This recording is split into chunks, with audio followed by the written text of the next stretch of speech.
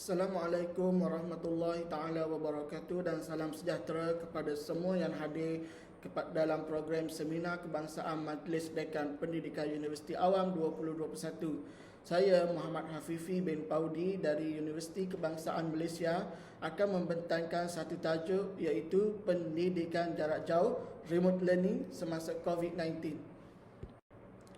Krisis global yang melanda dunia akibat penularan wabak COVID-19 telah menyaksikan satu perubahan besar dalam sistem pendidikan. Takwim pendidikan yang berubah dari masa ke semasa menyebabkan sesi persekolahan ditutup pada jangka masa yang agak panjang. Pandemik COVID-19 ini bukan sahaja telah menyebabkan proses pembelajaran secara bersemuka ataupun konvensional tertangguh, malah ia menjadi satu beban kepada guru-guru dan pelajar di mana guru menjadi semakin mencabar dalam menjalankan kerjanya sebagai seorang pendidik. Proses PDP dilaksanakan secara dalam talian yang dipanggil sebagai remote learning. Menurut Hughes et al. 2020, sebilangan besar cabaran yang dialami oleh guru yang melaksanakan PDP dalam talian kemungkinan besar akan meningkat dalam keadaan kecemasan seperti COVID-19 seperti sekarang. Dalam kajian ini, kami menemukan beberapa permasalahan. Yang pertama adalah bagaimanakah penerimaan guru dan pelajar terhadap integrasi remote learning dalam pendidikan.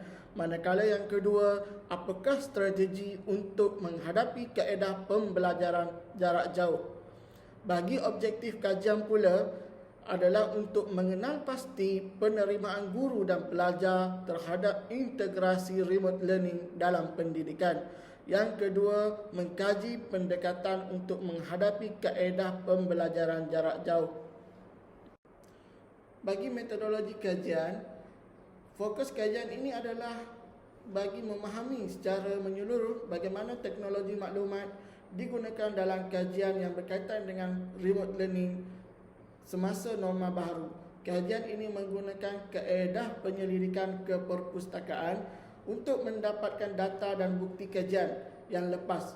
Pengkaji menggunakan kaedah ini bagi mendapatkan sebanyak mungkin dapatan atau maklumat yang relevan dengan tajuk kajian. Proses mendapatkan maklumat tertumpu kepada pembacaan dan rujukan daripada jurnal dan artikel tentang remote learning bagi meneruskan proses PDP pada waktu pandemik COVID-19 yang berskala antarabangsa. Seterusnya, sebanyak 22 sumber rujukan berbentuk jurnal dan artikel diambil dari pelbagai negara yang diterbitkan pada tahun 2016 hingga tahun 2021 untuk dijadikan sumber bacaan dan rujukan bagi membantu pengkaji memahami isu-isu yang berkaitan dengan remote learning.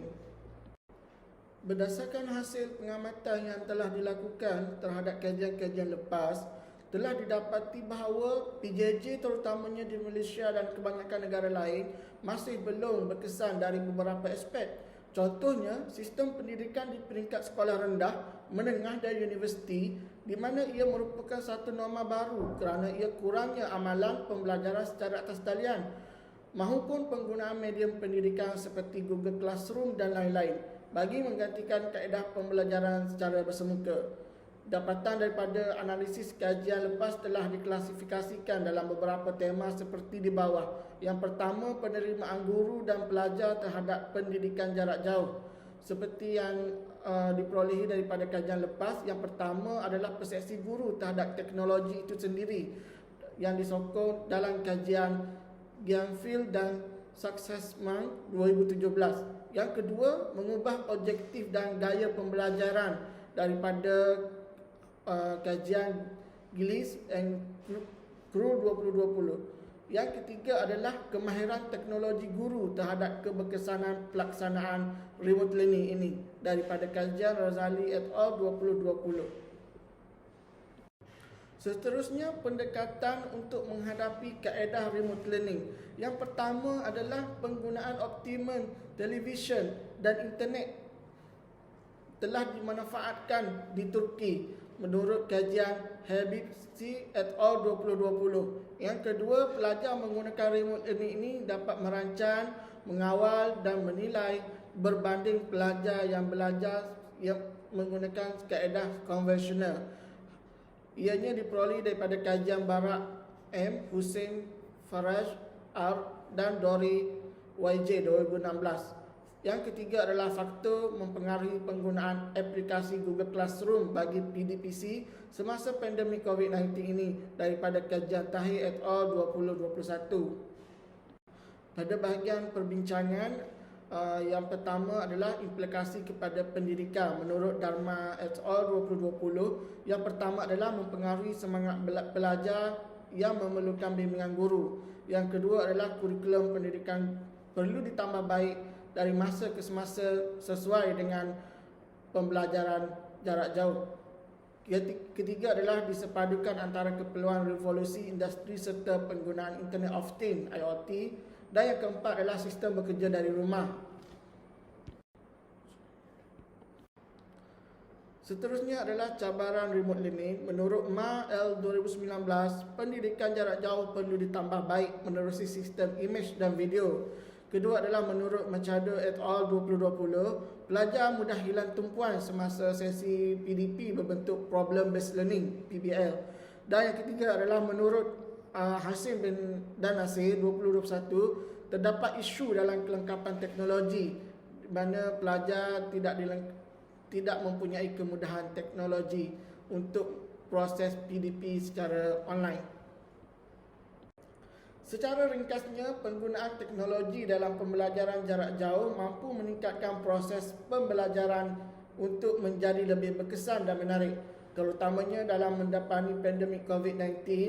Sungguh pun begitu, terdapat juga cabaran yang perlu ditambah baik pada masa hadapan bagi membolehkan PDPC secara PJJ ini berlangsung dengan baik dan meluas serta mencapai objektif pendidikan. Semua pihak yang terlibat seperti guru, pelajar dan ibu bapa perlu bekerjasama dalam memastikan kemenjadian pelajar ketika di rumah dan kemahiran berfikir mereka ketika sesi PDPR. Seperti mana yang telah digariskan dalam falsafah pendidikan negara. Justeru, pendidikan berterusan walaupun di mana berada dan pada bila-bila masa adalah amat penting untuk mendorong pelajar agar mempunyai daya saing dan mencungkil potensi pelajar dalam arus industri revolusi 4.0 ini. Tambahan pula kemahiran dan literasi teknologi dalam pendidikan secara PJJ ini mempunyai hubungan yang rapat dengan infrastruktur dan jaringan internet yang masih tidak menyeluruh, terutamanya di kawasan luar bandar. Oleh itu, peranan pihak kerajaan juga perlu dalam menunaikan hak-hak pelajar di luar bandar agar mereka juga mampu memperolehi ilmu dalam waktu pandemik COVID-19 ini. Sekian daripada saya, terima kasih.